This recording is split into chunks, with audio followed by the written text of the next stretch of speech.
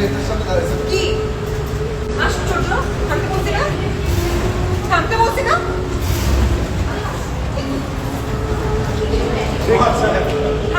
আমি। গতকাল রাত্রে হঠাৎ করেই আরফান নিশু ও পূজাচেরির একটি ভিডিও ভাইরাল হয়। মধ্যরাতে দেখা যায় পূজাচেরি যেন আরফান নিশুকে থামাতে যাচ্ছেন, তবে থামাতে পারছেন না। গাড়িতে থাকা আরফান নিশু যেন পূজাচেরির কথা শুনছেনই না। ভক্তদের মনে নানান প্রশ্ন জেগেছে তাদের সেই ভাইরাল ভিডিও নিয়ে।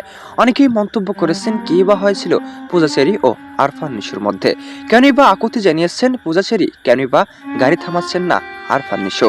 মধ্যরাতের ঘটে যাওয়া সেই ঘটনাটি এখন সোশ্যাল মিডিয়ায় ভাইরাল।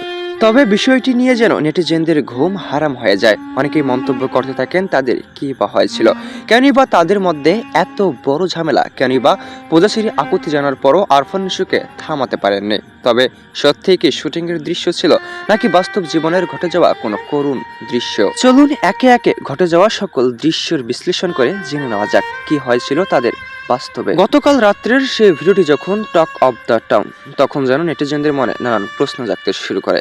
কেন পূজাচেরি এভাবে আরফান নিশুকে থামাতে চাচ্ছিলেন, কেনই বা থামছিলেন না আরফান নিশু? এমন সকল মন্তব্য থাকলেও জানা যায় পর্দার পিছনে লুকিয়ে ছিল অন্য কিছু। এমনকি পর্দার পিছনের দৃশ্য ছিল সব থেকে বেশি করুণ। তবে যদি না হতো সেটা বাস্তব জীবনে, তবে তেমন কিছু ঘটেনি তাদের বাস্তব জীবনে। বিনোদন ও মজার ছলে এমন কাণ্ড করে বসেন অভিনেত্রী ও অভিনেতা, যা ক্যামেরা বন্দী হওয়ার পর মুহূর্তে ভাইরাল হয় পুরো সোশ্যাল মিডিয়া জুড়ে। এক কথায় বলতে পারেন অভিনেত্রীকে গাড়িতে না নেওয়ার জন্য এমন কাণ্ড করে বসেন অভিনেতা আরফান নিশু।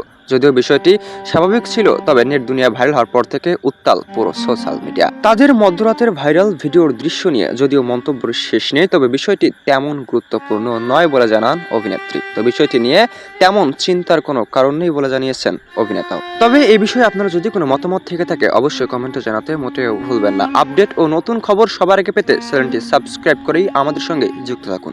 দেখছেন এবি নিউজ বাংলাদেশ।